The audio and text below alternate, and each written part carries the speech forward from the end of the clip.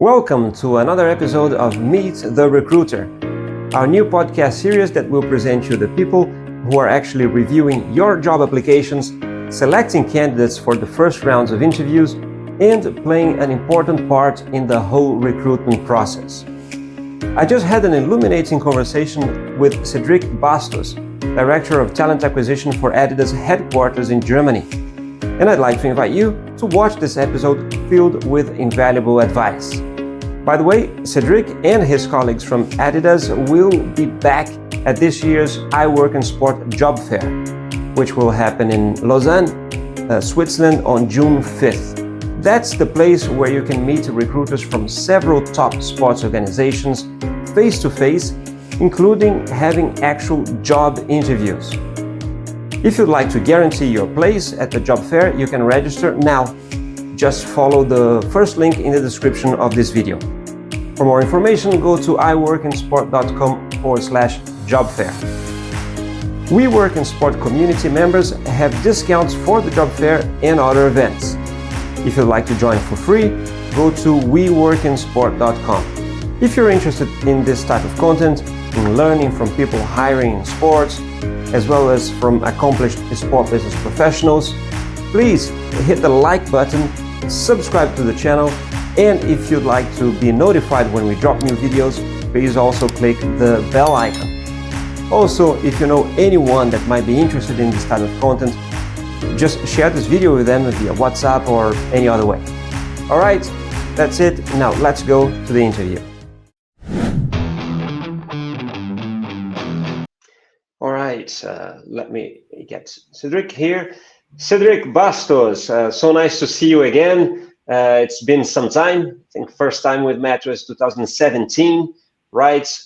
You were there in the first edition of the iWorkinSport job fair.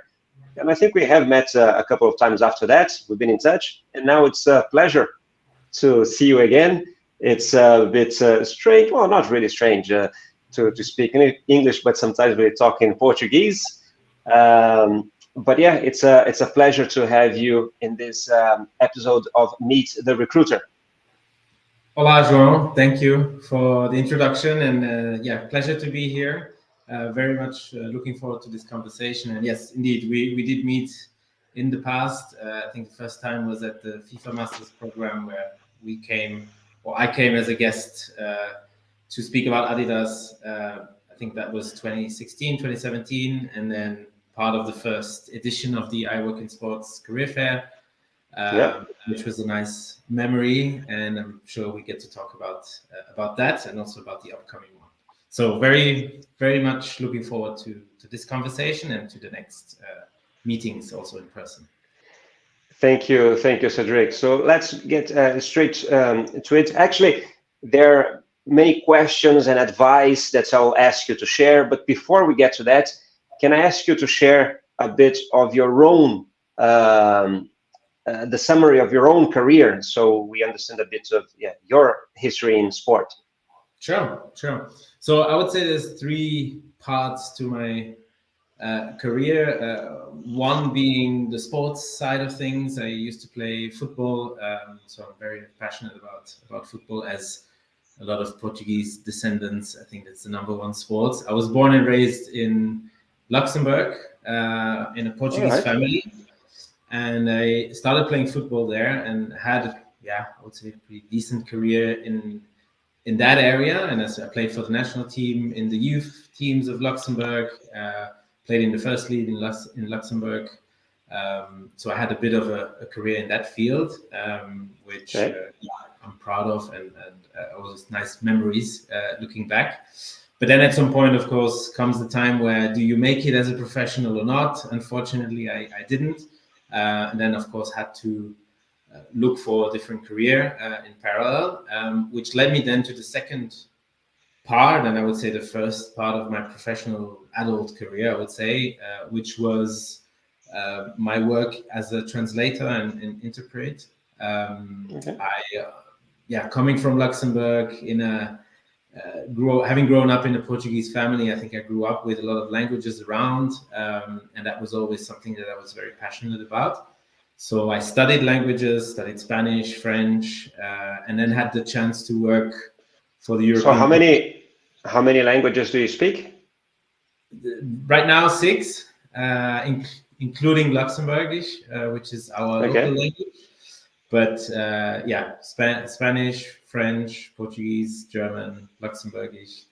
I count Portuguese twice because I'm Brazilian and Portuguese. True. Brazilian, yeah, I can, but yeah, I'll stick to the Portuguese that I know. Yeah, so I grew up in that environment, and that led me to trying to start a career in that field. So I worked for the European Commission. I did an internship there at the publications office. But to be honest, didn't really like it. For me, it felt translator is a very solitary job. You work with your texts, you translate, you don't have a lot of interaction. What I liked more was the interpretation part. So I had the chance to also work in the sports field as an interpret for a company called Clark Football Languages, which used to do the translations of press conferences of big European clubs. So I used to translate press conferences for Paris Saint-Germain for a while, for the Brazilian players that were there at the time, the likes of Thiago Silva, Marquinhos, Alex, etc. And then also had the chance to translate for the French Federation. That was a really cool time, but it was freelance based, so it was nothing that I really saw that I could really make a sustainable living out of it. So that then led me to the third part of which is my career today, which is my career then in recruitment and human resources. And how did you make the move from it? When were you in Paris? I was in Paris there with the club. It was from 2008 until 2014. I did a master's 4 years. Then I had a career break for 1 year where I worked at the publications office as a translator.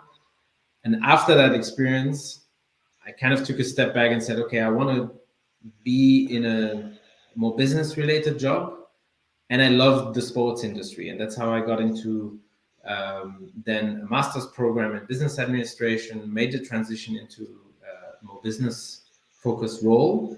And then I had an internship as a recruiter at a company called Randstad, which I think is well known. It's a recruitment agency, again, pretty famous worldwide. Was working on the local market in Luxembourg, but I always had that desire to work in sports because I've had that experience with the translation work and interpretation work, and I really loved the world. And then, in 2015, tried my luck applying at Adidas, and really had the chance to, get invited to an interview, landed the role, and then transitioned to Germany. And how did you? And how did you decide? Did you decide to work at that role specifically? With human resources or talent acquisition or that area, because you were not working with that necessarily. You were doing your translations. You had this sports background, so we understand you wanted to work with Adidas. But how did you find that role specifically, or that area? It happened pretty naturally, I have to say.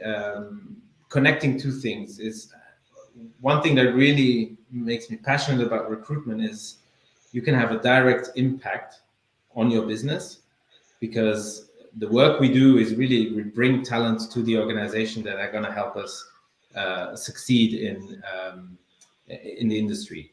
And the second piece is the passion I have connecting with people. And I think that sounds very generic, but that is really what the job of a recruiter is connecting people, talents to opportunities. And the impact that you have both on the company side and on the person's life is very rewarding. And that's how, when I looked at HR, I very quickly knew recruitment is the part that I want to be involved in, because it's the one that is very challenging, but it's a very rewarding job.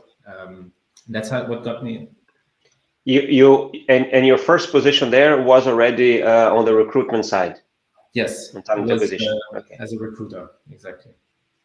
I was. Can you maybe briefly tell us then what was the role that you started and how your career progressed since then? Yep.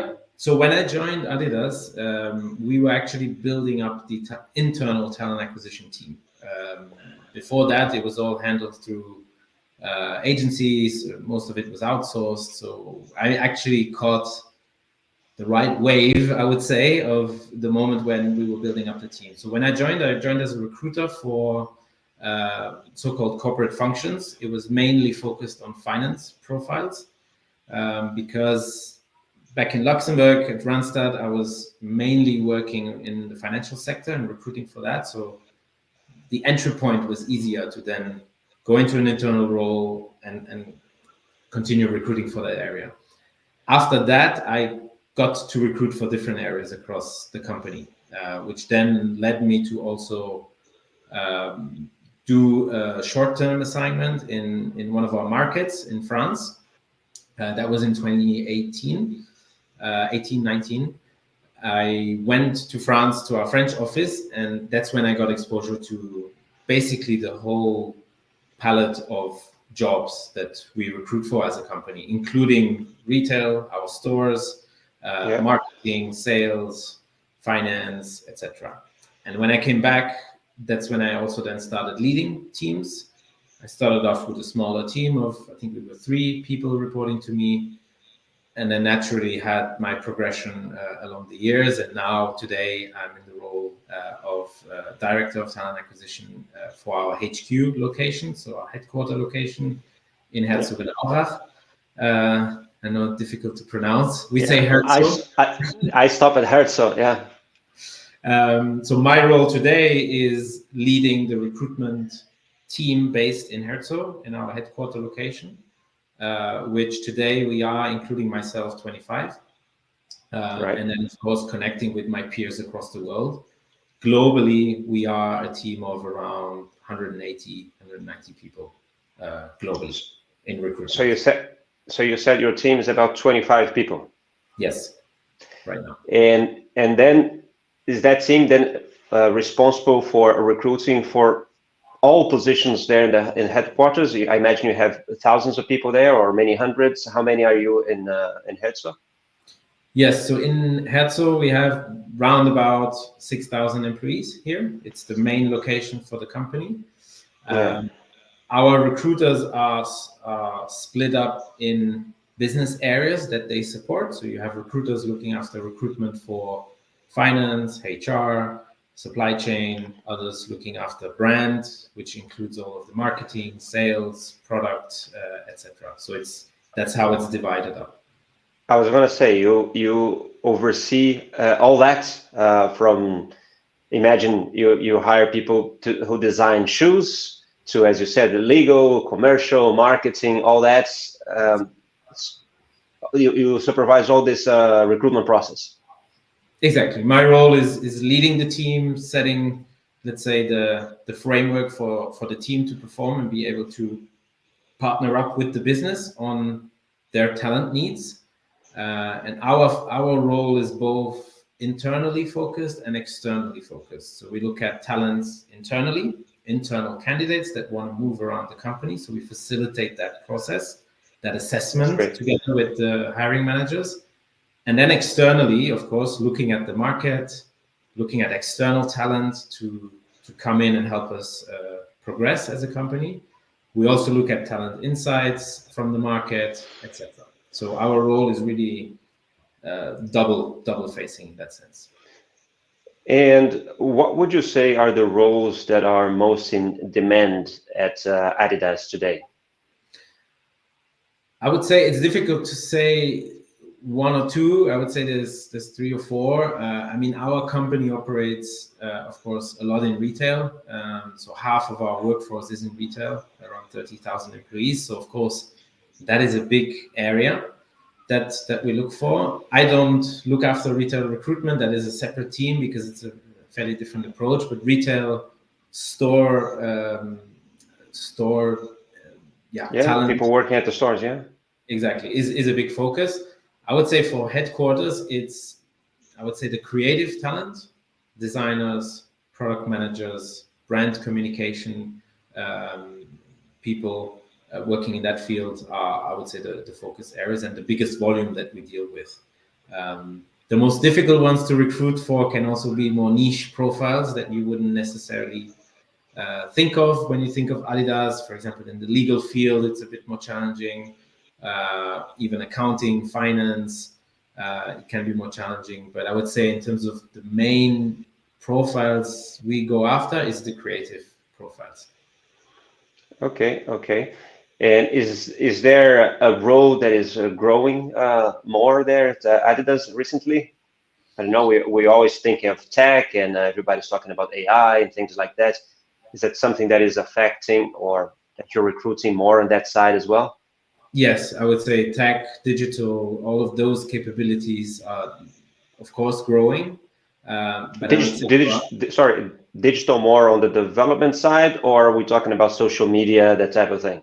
both. I would say social media, but also digital in terms of improving the digital experience of our consumers on our digital channels, but also the integration of digital into our stores, all of that technology behind. These are, again, skill sets that we look for. But again, connecting it back to the creative part, in the end, our company, where we have an edge is, of course, the products that we create. And in order to create the best products, you need the best designers, the best product managers, and the most creative people who understand our industry. And that's, I would say, still a growing demand and a skill set that is also evolving. Great. Cedric, I want now to jump actually to a part about tips to candidates, right? The main reason we do this is really to help people who want to start or advance their careers in sport. So having someone like you sharing some advice would be great for them. And then obviously depending how it goes, I don't want to take sort of too much of your time, but if we have more space left, I will come back to ask you more specifics about your work there that might be interesting for people that follow us with your peers, other people working in recruitment and other companies might want to hear about that as well. Okay, but for now, if I can jump to maybe some tips to candidates, we can do that. Is that all right? Sure, let's do it. So, Cedric, I mentioned that every now and then I go and talk to classes as well. I was at the FIFA Master recently, but sometimes I speak at events too.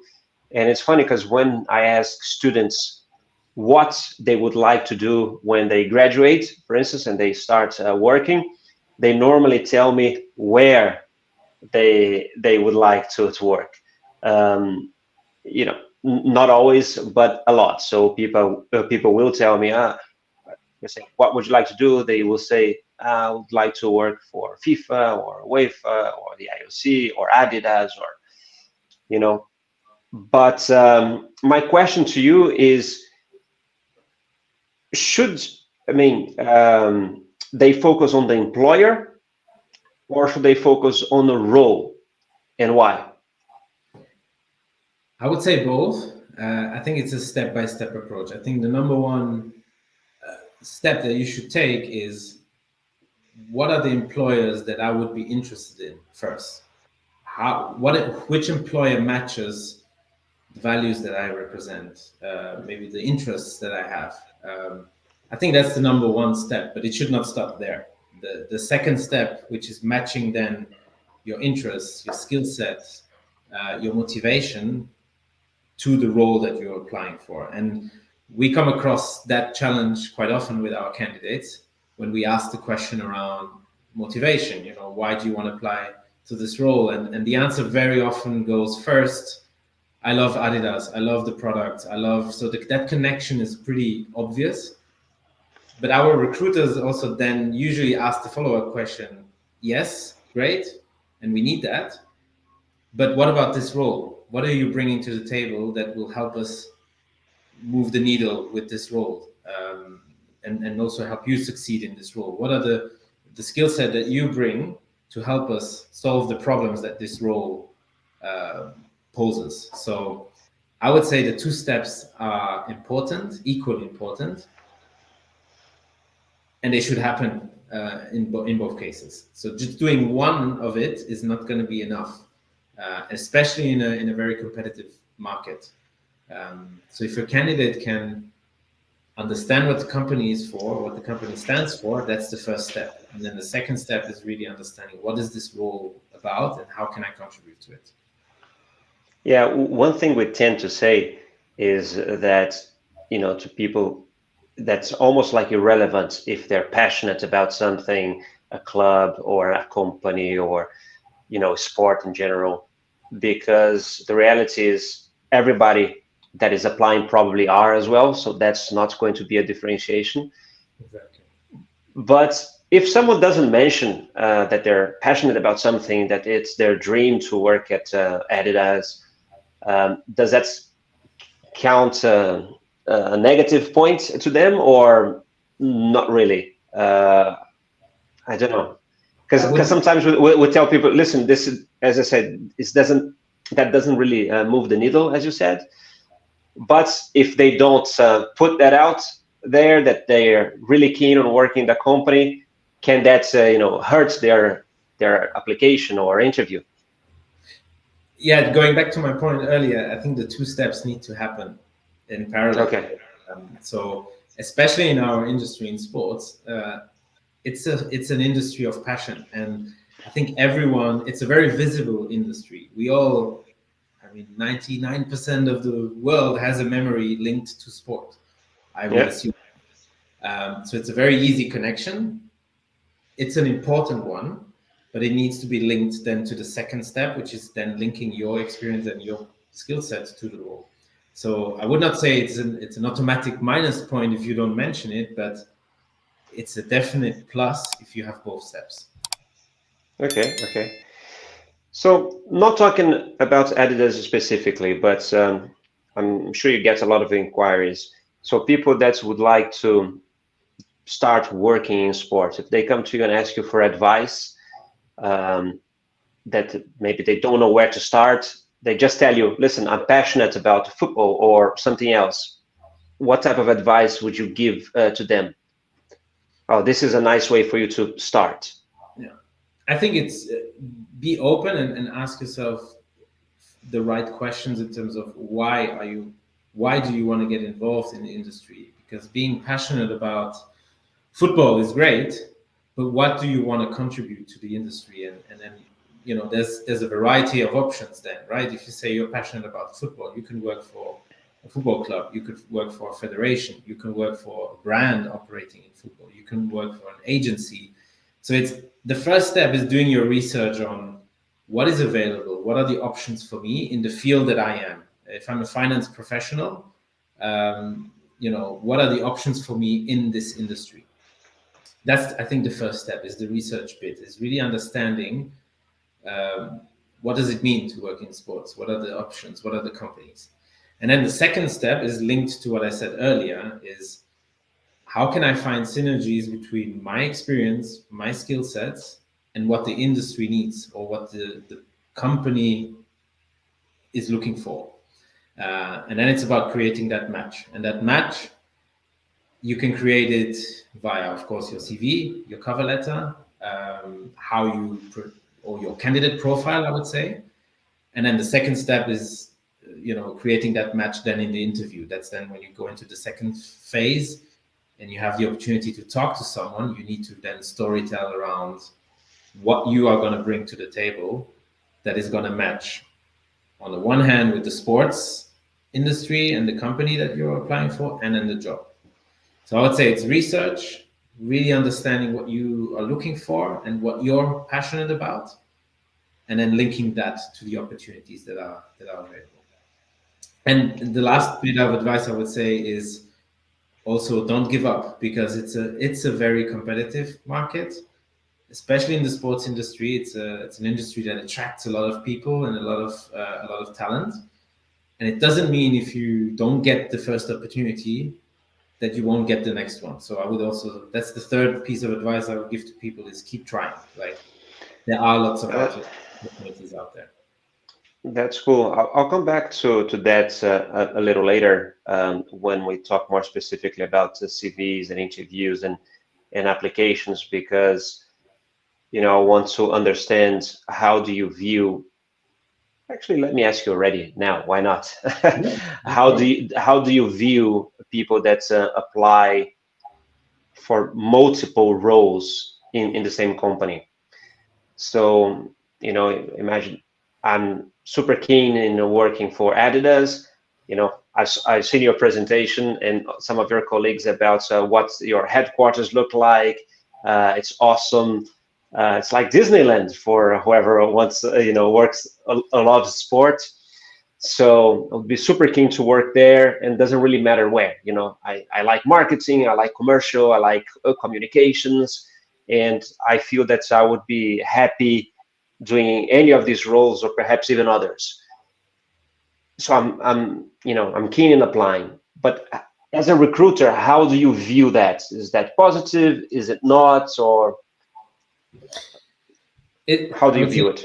it depends. That's usually the answer. No, but it's really about, you need to make choices. So as a recruiter, if you see someone applying to roles that have no link to each other, let's say you are, from your background, I'll use the example again of finance, you're a finance professional and you're applying to design roles, and then to supply chain roles, and then another retail store role.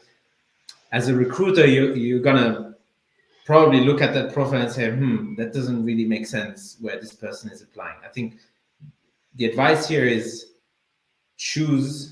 make a choice on what are the skill sets that you want to go after, what are the areas that you want to go after, and apply some consistency in the jobs that you apply for. Try to apply for jobs that bring synergies to your profile.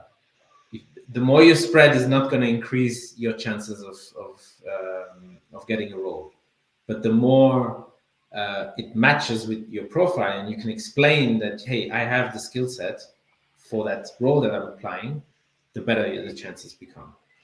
So Right. applying to multiple roles is not necessarily a bad thing, as long as it makes sense and it matches with the profile.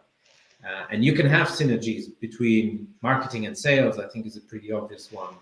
Or even when we talk about design and product development, which is more the technical part, there are synergies.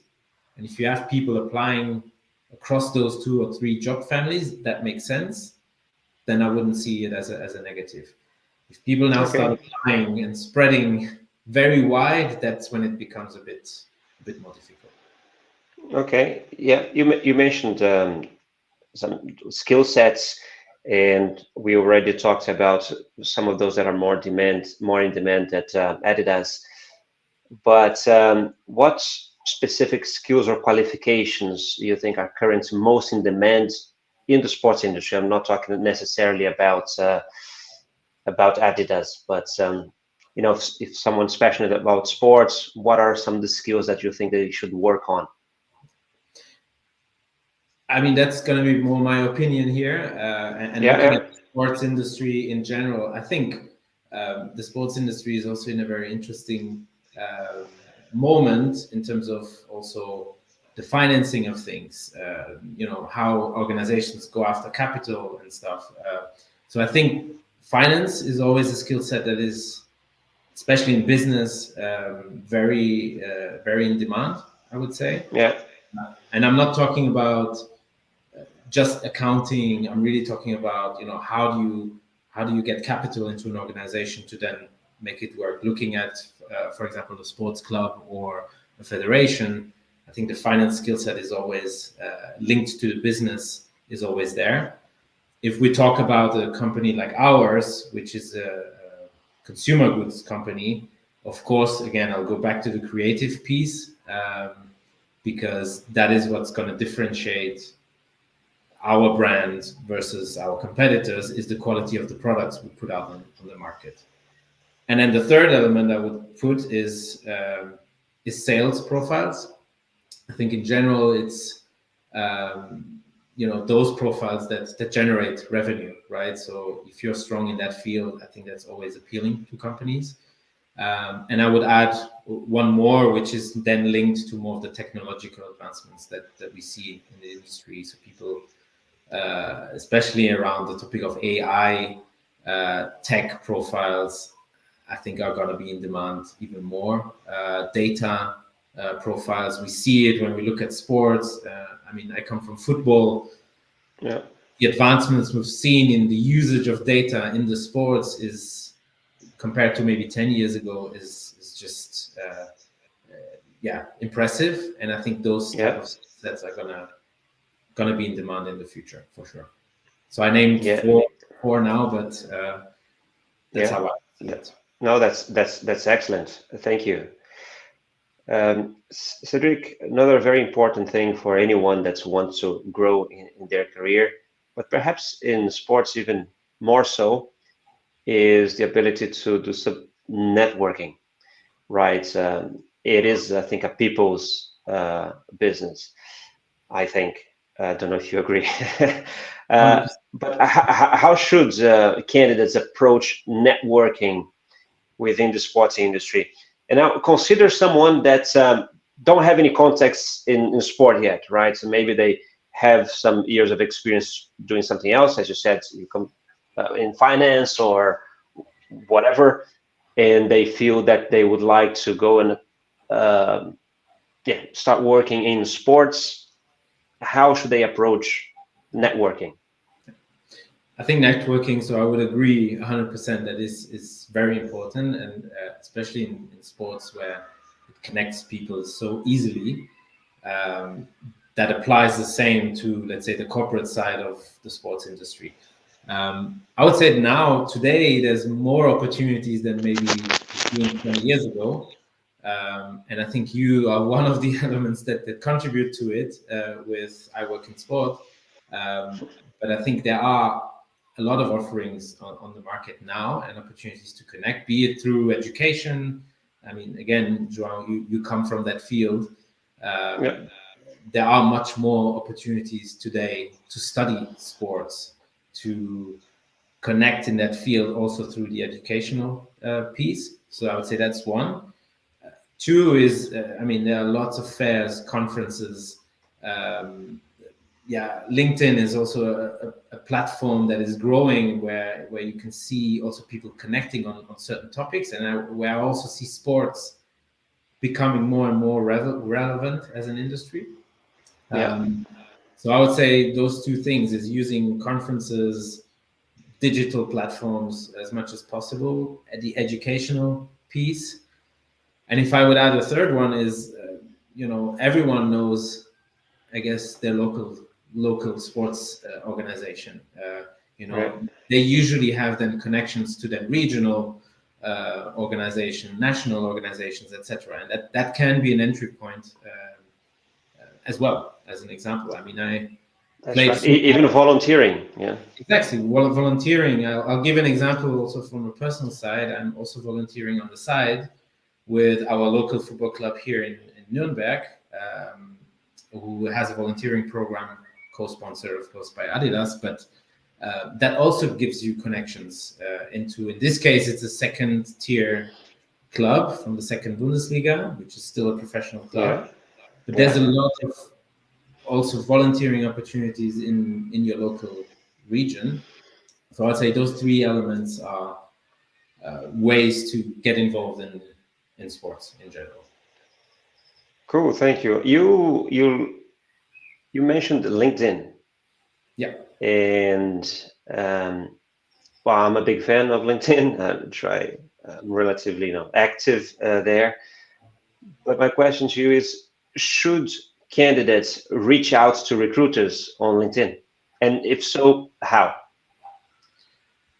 It's a good question, and it's a difficult one because recruiters are generally very busy.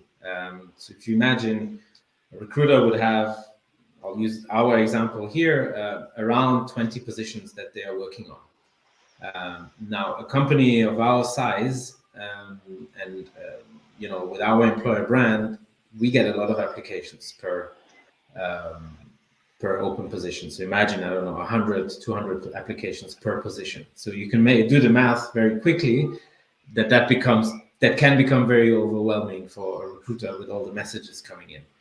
On top of that, every recruiter has their LinkedIn profile and gets messages. Yeah. Again, I would not say it's a minus if you reach out to a recruiter, but if you reach out to a recruiter, be specific. Be specific about the role that you've seen. Be specific with what you're asking. If you're just asking for a chat with the recruiter, the chances are quite slim that the recruiter will reply or have the time to dedicate to that.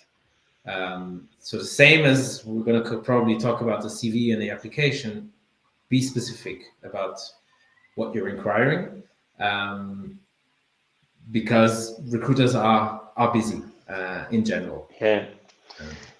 Okay. Yeah. So let's talk about CVs and interviews and the whole process. So if we talk about resumes or CVs, what are the main things you look at, or the key elements that you look at when you're reviewing a CV? How can someone make their CV stand out? Yeah.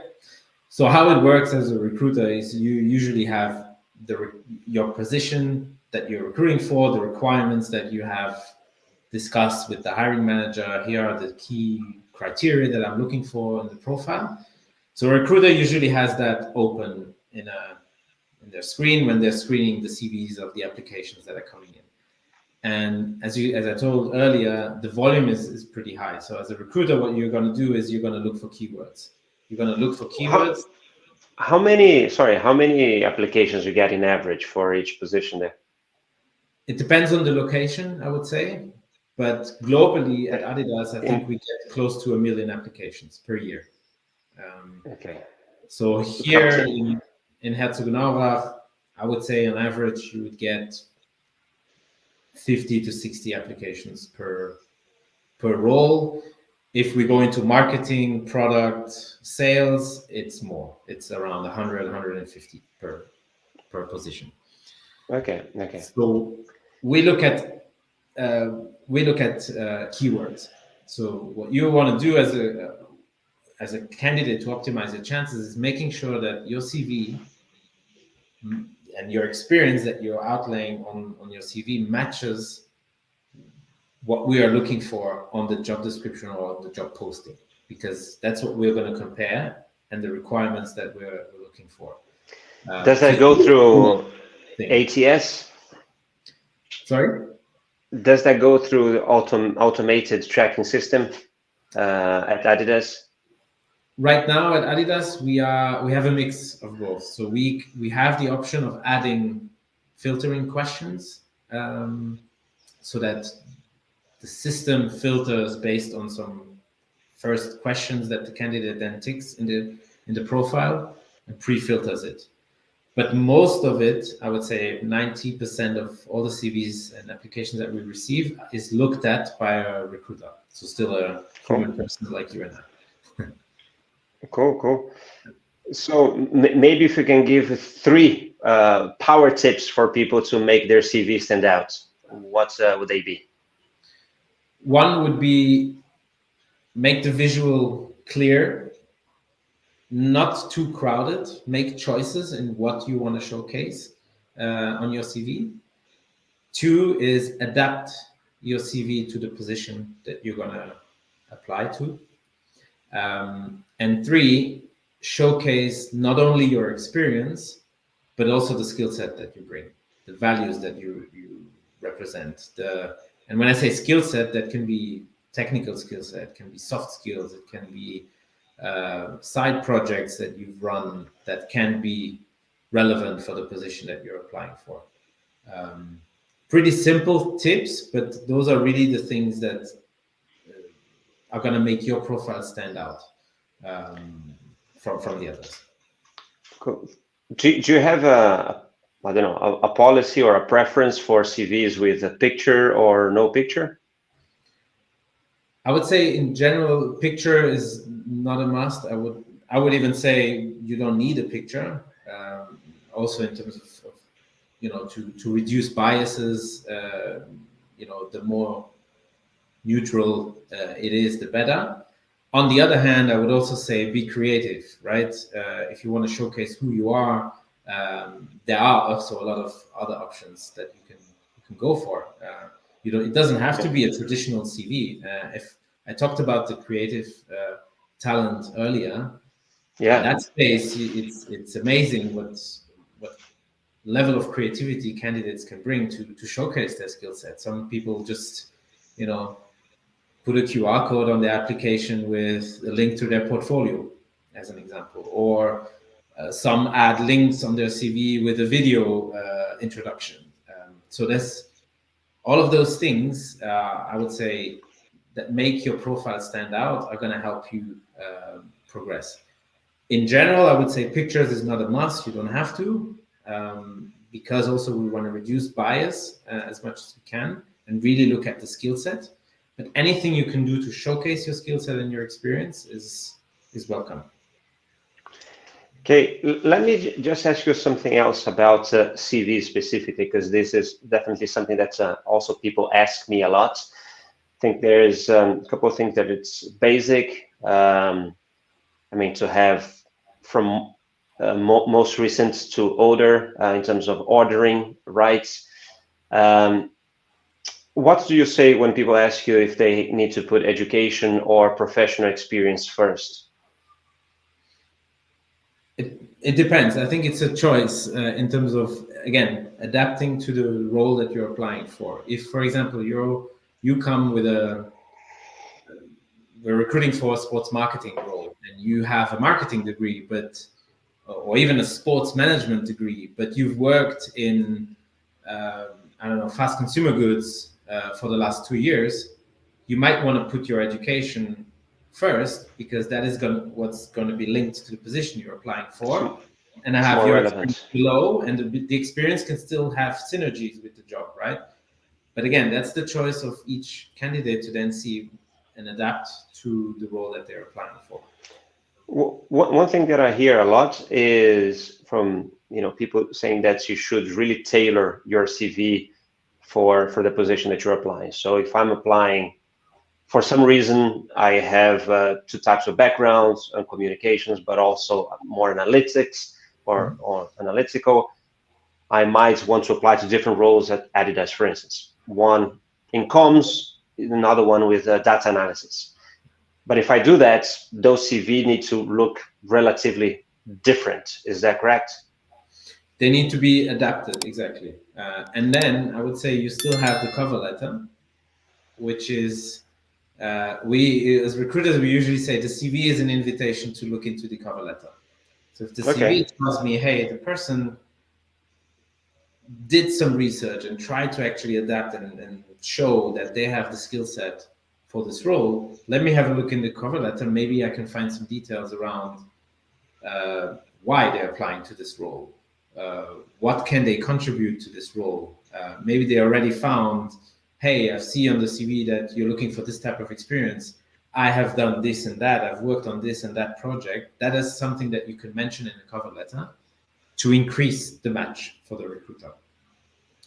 And before I go to cover letter, because this is the next point, just one more question in terms of the CV and how I can also keep helping people on how they build their own CV. It happens a lot that I have some experience that is very related to the job that I'm applying next. But the last year or 2 years, for some reason, I was doing something else. I had to change jobs, and I don't know, went to help my dad with his company, and now wants to go back.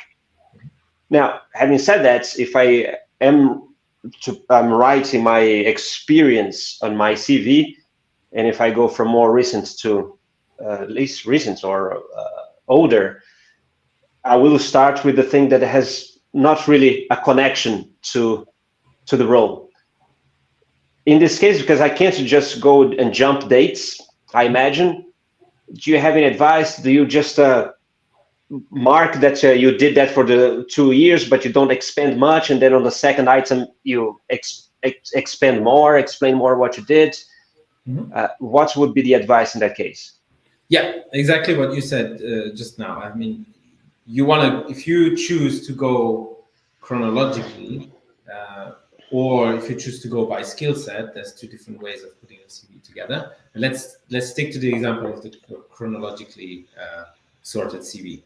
You would then make the choice to say, okay, the last 2 years, I'll use the same example. I've helped out my dad with his company. You can actually mention that, but keep it a bit shorter, and then expand with a few more bullet points under the experience that is truly relevant for the role that you're applying for. And that is, I think, where each candidate can adjust and adapt to make the CV match, or the experience match, the role that you're applying for. So let's say instead of having 3 bullet points under that first experience, you're just going to add 1, and then add maybe 3 more on the next one that is more relevant. And that's how I think you can adapt. Right. And maybe last thing on that topic, does an opening statement in a CV, does it help, or should I keep that for the cover letter and just go to the bullet points?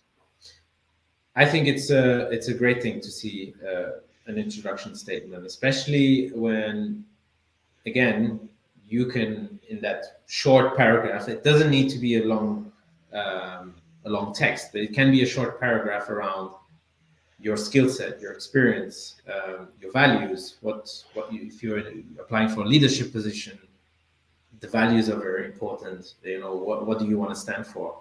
So that introduction statement needs to be short, but I think it's important because it's a window for us to invite us to read the rest, right? So because it's usually the first thing you see, and then the cover letter again is where we want to see more detail on, and maybe find something that was not on the CV and have additional information. And that first paragraph is, again, that introduction and kind of teasing the recruiter to be like, okay, that's interesting. Let me read the rest. Very good. Very good. Now, what I usually tell people as well, something I learned many years ago, that the CV is not the thing that will get you the job, right? The CV is something to get you the interview. Now, once you had a CV that's caught someone's attention, they like a profile, they will invite you for an interview. So, Cedric, what should someone do to ace a job interview with you? So I think there's 3 or 4 things. One is preparation. Even if it's a Q&A type of interview with no case study or task, you can prepare. Every interview you can prepare. You can do your research on the company, study the job that you've applied for, try to maybe find out, based on the job that you're applying for, what are the challenges that the company is facing in that field, and come up with examples of your experience and your skill set on how you're going to actually succeed and help our company or the job that you're applying for if you get the role. Preparation is the number one thing. Second one is be yourself, be authentic. I think an interview scenario is always a stressful situation, but we want to see the person right behind the profile. So the values that you stand for, I think they should come across in an interview. And then number 3, again, coming back to the first preparation piece, is what we want to, the answer you want to get out of the interview is, can the candidate solve the problems of the job that that we are recruiting for? So again, use examples, be specific in your answers when sharing examples, because that is going to help you convince us that you can do the job. So those 3 elements, I think, are super important. Great. Normally, an interview with you, is it more conversational, or an interview just a question and answers? Do they normally, or do you encourage them to ask questions as well, or how do you prefer them to? If they come to have an interview with you, what would be the advice in that case? Yeah. I mean, I would say it should be conversational. It should be, as a recruiter, we always say it's the 80-20 rule. As a recruiter, 20% of the time I'm asking and talking, 80% of the time is the candidate. But the candidate can, of course, ask questions. I think, again, that shows that the person is interested, that there's a certain level of curiosity and research that the person did based on the questions that they're asking. So I would say it's more conversational in our case. In a lot of the processes, we also include case studies. So that's really a task that you get to prepare upfront or in the moment. That depends, again, on the role you're applying for. The case study is the opportunity to showcase your skill set specific to the role. The other part of the interview, the Q&A, I prefer it to be a conversation rather than kind of a confrontation. It should really be a two-way conversation, but with the focus on the candidate really expressing and showing who they are and what they can do. Right. Now, the CV was impressive, got your attention, you invited someone for the interview, they did well, it comes the offer. Actually, when does discussion about money or compensation in general, because sometimes it's obviously not just about money, happen? And when is there room for a negotiation? What can people negotiate if they feel that they would like to? What can you tell us about that? I'm going to share a bit of the perspective of the recruiter first. Sure.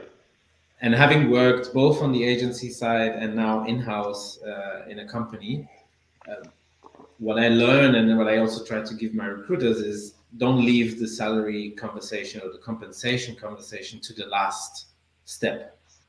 It should be tackled throughout the process. There is a tip that one of my former managers gave me and said, every time you interact with a candidate, check in on the expectations around the compensation, just so that at the end, it doesn't become this painful negotiation where the candidate wants more, we know we cannot offer more, and then kind of you leave the whole process with a negative sentiment.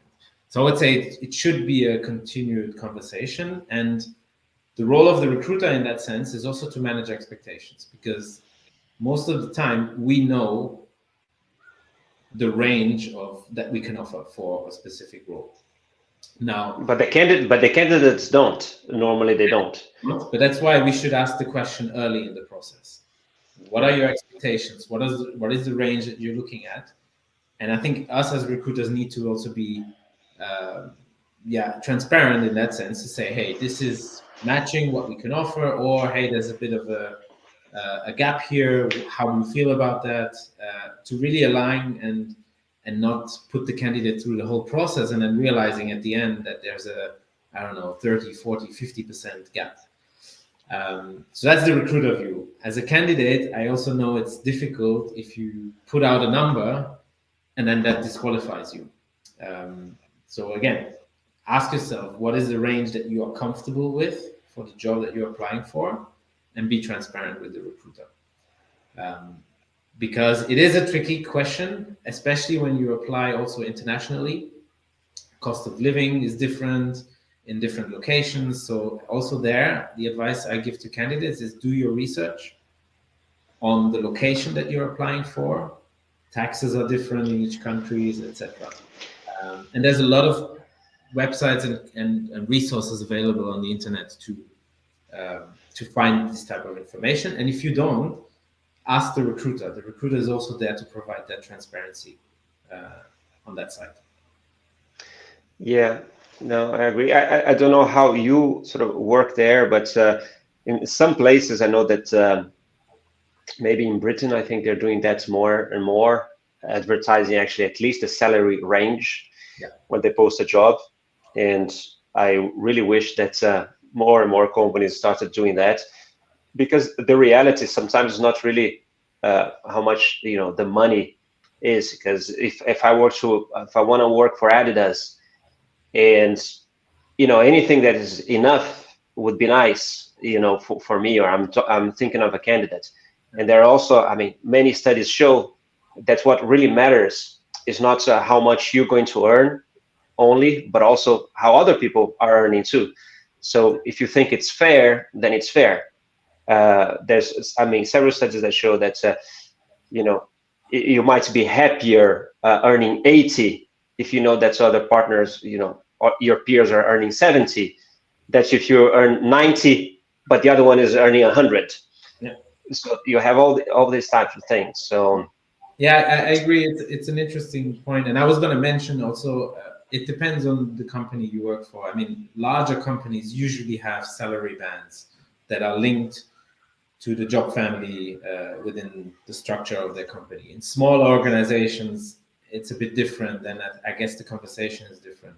yeah. But to your point, and that's why I'm mentioning that as a recruiter, the advice I give is talk about it as early as possible and be candid about it, be transparent about it, because the candidate can also say, hey, I'm earning this today, but actually I'm okay with, as you said, I'm earning 100, but I'm okay with 80 for this type of job. It's about creating that transparency. But if you don't talk about it throughout the whole process and then it comes at the end, I think that's when it gets difficult, and you can have scenarios where the gap is just too big, and then everyone leaves the table a bit frustrated. So and normally, if there is room for negotiation, where are those? Are we talking about salaries? Are we talking about benefits? Are we talking about other things? Are we talking about working from home? What's normally gets in the conversation? Yeah, that depends again on the company. We at Adidas we cannot negotiate on the benefits. They are usually set and consistent across the company, with some nuances depending on the country. So usually the negotiation piece is on the base salary. And again, we as recruiters get more or less a range that we could work with, and we usually then try to be as transparent as possible throughout the process with the candidates on the range. And of course, you're not going to want to position everyone on the top of the range. It then needs to match also with the experience of the candidate and the skill set, to also leave room for improvement once the person joins, and to develop into the role once they join. But usually it's around the base salary for us.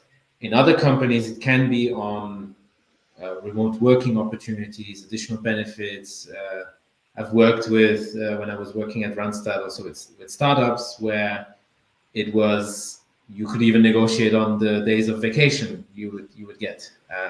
Again, the bigger the company becomes, the less you're going to be able to negotiate on these things, because they are usually already set.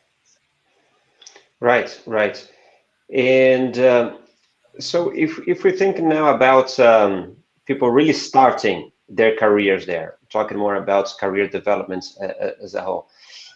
So someone that is, say, junior, is just starting of their career, what advice do you give for someone that, say, starting now? How should they think of advancing their career in the next, say, 5 years? If you would give them some advice, you should do A, B, and C.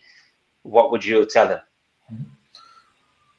Let's apply this to the sports industry, right? So if you're coming and you have a sports management degree and you want to start your career, as an example, I would say be open to a few areas. Don't close all the doors from the start. Let's say your passion might be to be in sports marketing and partnerships. There's different ways to get there. You don't need to land your first position in sports marketing and partnerships. You can start in sales, you can start in event management, and then gain experiences in other fields to then get to your goal. Same in HR. If you want to be a recruiter, you don't need to start with a recruiting position. You can start with a HR generalist position, and then transition into talent acquisition. So I would say be open. be open in terms of the opportunities you want to consider, but also be open to learn new things. We have this thing here at Adidas where we say 70% of your time you learn in the job. That is reality. 20% is through others, so leadership, colleagues, peers, and then 10% is really through training. And I would say that's the same when you start your career. Start somewhere, be open, learn, and grab every opportunity you get. Challenging times, but you'll learn through it. And I would say, especially in sports, if you get an entry somewhere, take it, start somewhere, and then you'll have opportunities to progress. That's great. That's great. And as you mentioned, Adidas does, support that type of thing, right? You mentioned that you also look internally, right, for transitions within the company. That's great. Yes. Any tip for someone when they feel that they should have a promotion? You would hope that your boss would come and simply go and promote you, but you've been there for a few years and you feel like you should have a talk, or you're feeling like you should get a promotion. Any advice on how someone should handle that? I would say seek the conversation with your line manager, with your peers, to understand what does it take to make that next step. What is expected of me to get that promotion? What do I need to work on? And really identify and also challenge your line manager a little bit in terms of, okay, what am I missing for that next step? What can I work on? Because most of the time, in my experience, is the lack of knowledge of what they actually need to improve to get there. Once they have that, there are steps you can take. And then again, it's the same advice I gave earlier, is grab every opportunity to do an extra project or have something on the side of your daily duties that will help you get to that next step. Anything you do, every extra step you do, at some point will get you a reward. That's the experience I've made. And also understanding that, unfortunately, it's a pyramid. It is competitive, and the higher you go, the more it becomes competitive. So it's also about, and that's the third piece, asking yourself, why do you want the promotion? What are your intrinsic motivation drivers to get that promotion? Is it just the salary, or is there more to it? And if there's more to it, dig deeper. What is it that you want to achieve with that promotion? Is it, I don't know, having influence on others by becoming a leader, or is it because you want to have a bigger impact on the business and then managing a bigger project, etc.? So I think these are also questions you should ask yourself, especially in those moments where you feel, I should get there, but I'm not getting there. No, that's excellent. So you mentioned, well, we just talked about some advice to give to someone who's starting their career, and you said that they should have an open mind and try perhaps other things within the company if they have that possibility. If we're talking about a long-term career growth or long-term success, would be a similar advice, or what would you recommend when you're thinking about your career in the long term, say? I would add to what I said earlier, and we talked a little bit about it earlier, is the networking piece, especially in a large company like ours, but also in the industry in general. Networking is a big part, and sometimes networking has a bit of a negative connotation in terms of, you're just trying to get information from someone or trying to get a foot at the door. But actually, networking can and is a very positive thing in terms of you can actually bring your skill set to a different area, a different team. You can challenge someone with your perspective. You can get different perspectives from someone else. So I think, especially as you get more experience, networking is very important, because I think and I believe, especially when you go into leadership roles, leadership is the principles of leadership should be the same in every area. And the technical skill set you bring, of course, is going to change the nature of your job. But if you're a leader, and you can exchange with someone in finance, someone in HR, someone in marketing, because as a leader, you're responsible for people and you're responsible for the culture and the environment. So I'd say then networking becomes also an important piece and an important key to then progress and learn from others. Good. Cédric, we're getting towards the end. I just want to be conscious of time. I don't know how much longer you have there. 10, 15 minutes, maybe. I don't know, maybe less. I still have 10, 15 minutes. That's okay. Okay. So I'll touch quickly on work-life balance. So just how important that is. How can professionals in the sports industry find that work-life balance? Obviously, there are different roles, but I know that in Adidas specifically, for instance, you have people that are, working at events, and events, sometimes they last a whole month. Or if you're talking about tournaments, there are games on the weekends and at night and all that. How can someone work on that or maintain work-life balance in sport? Yeah, I think it's a relevant topic across all industries, but I would say sports specifically, because it's such a passionate industry, and I think that just goes beyond just the 8 or 10 hours that you're working. Generally, when you work in sports, it's everywhere. I mean, I work for Adidas. We have the European Championship happening in June. I will be confronted to Adidas also outside of work. So it's about keeping that balance. And you mentioned when you have peaks in your work, it's about getting through the peaks, but then also finding the time to wind down, to relax, to find some rest as well as a professional. Sometimes we neglect that part because we go from one project to another and we continue and we do more. And especially when you're passionate about it, it's difficult to stop, but it's important to keep a balance between your peaks and the moments to rest, not just physically, also the mind. And I have to say, we're lucky at Adidas that we have also the facilities and the freedom and flexibility to do it. So you mentioned the campus at the beginning of this conversation. We have the option to really go for a run, play some paddle tennis, play some football. We have a gym, etc. So of course, our company provides a lot of the facilities to do those things.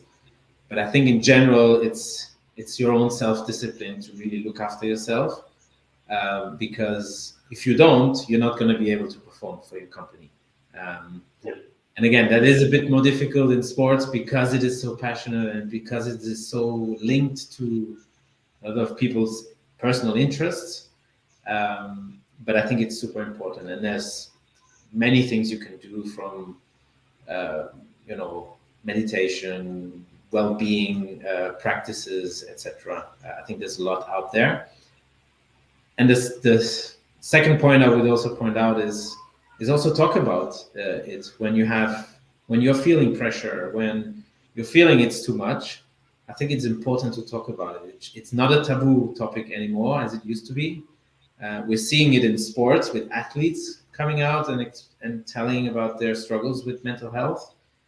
In the professional world, it's the same. So the more we talk about it, the more it becomes, let's say, a normal thing that you can go through, and finding that balance between the peaks and the resting period. Brilliant. Yeah. We talked about education a few minutes ago. I wanted you to tell me what's the importance of formal education today for someone that wants to work in sport, maybe to find a first job or to accelerate their career.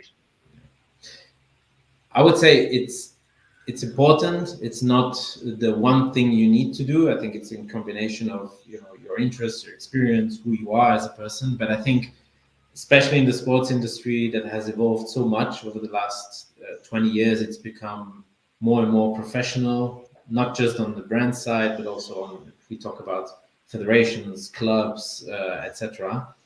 So if you can get education on the sports industry specifically, I think that is a big advantage, because it is different to maybe the financial sector, or let's say the FMCG sector, etc. So I think it's an advantage.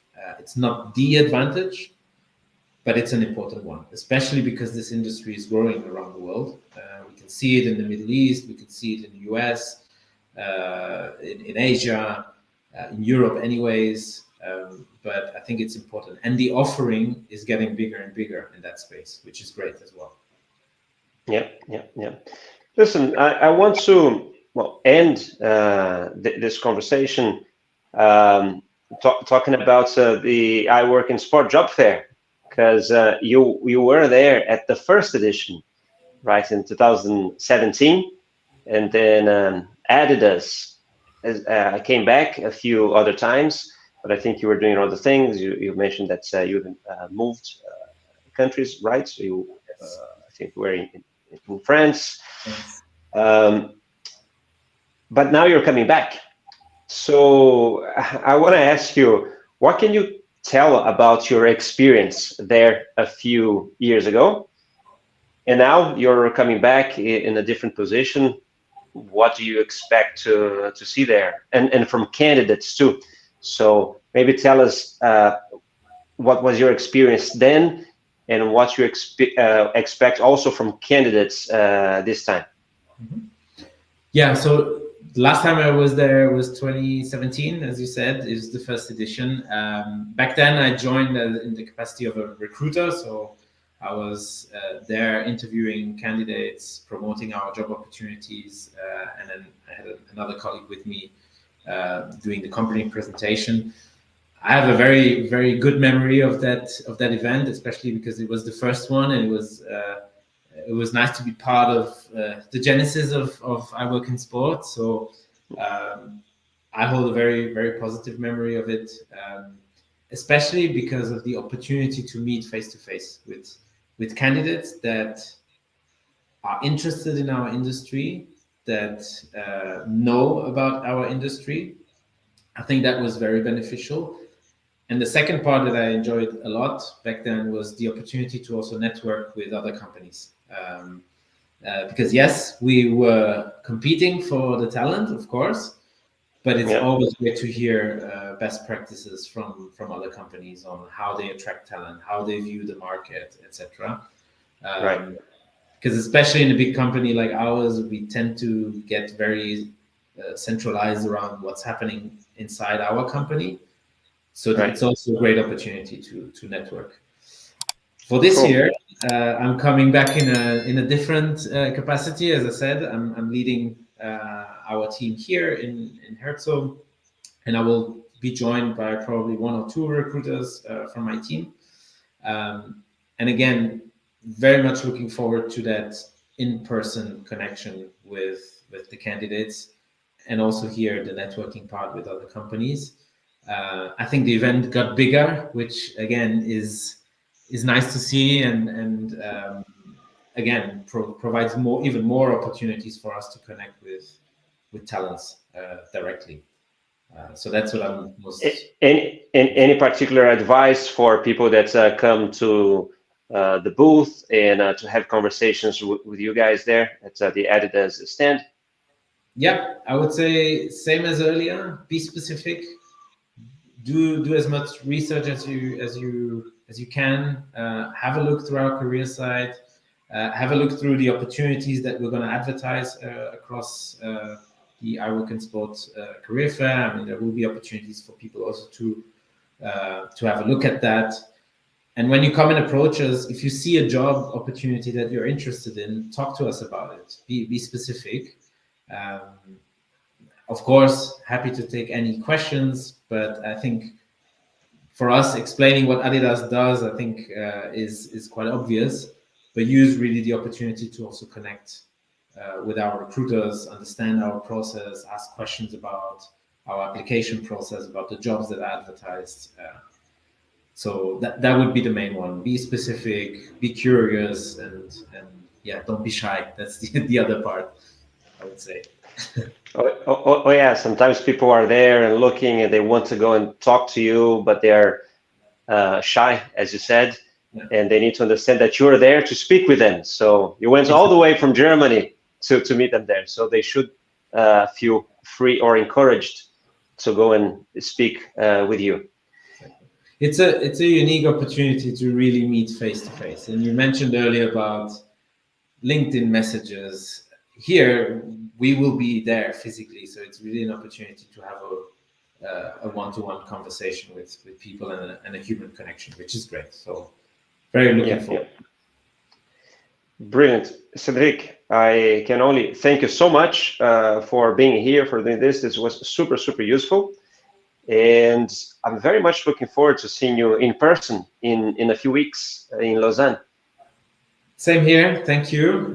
The team is also very excited to join me on the trip. So, and it's nice to be back after, it's going to be 7 years after the first edition. Now being back, I'm very much looking forward to the event and to meeting. That's great. Muito obrigado, meu amigo. Nada. Muito obrigado. Até a próxima. All right. Until the next time.